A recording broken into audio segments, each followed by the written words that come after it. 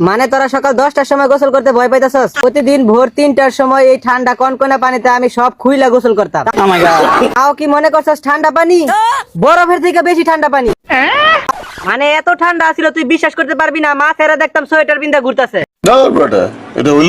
ভোর 3টার সময় কেউ গোসল করে? আপনি তাহলে কি আরে ভোর 3টা বাজে গোসল করতেন? শখে কি আর কেউ গোসল করে ভোর 3টায়? কিন্তু আমি শখে করতাম। এটা কি কোনো কথা? মানুষে দেখতাম আগে গেঞ্জি পরতো, তার উপরে সোয়েটার পরতো, তার উপরে জ্যাকেট পরতো, কিন্তু আমি ছিলাম তার পুরাই উল্টা।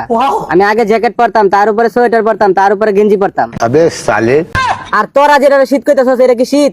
এরকম শীত আমগো সময় গ্রীষ্মকালে পড়তো। No God please no.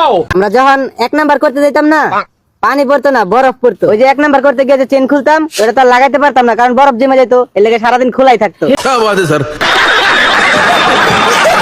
ভাই চাপা মারার একটা লিমিট আছে, কিন্তু ভাই তুই তো সব লিমিট ক্রস করে ফেললি রে। ভাগ্যিস 1 নাম্বার করতে যে বরফে প্যান্টের চেন আটকে গিয়েছে, অন্য কিছু তো আর বরফ হয়ে যায়নি। যদি বরফ হয়ে যেত তাহলে আর আজকে এখানে বসে তোর চাপা মারতে হতো না। বুঝো না এই ব্যাপারটা।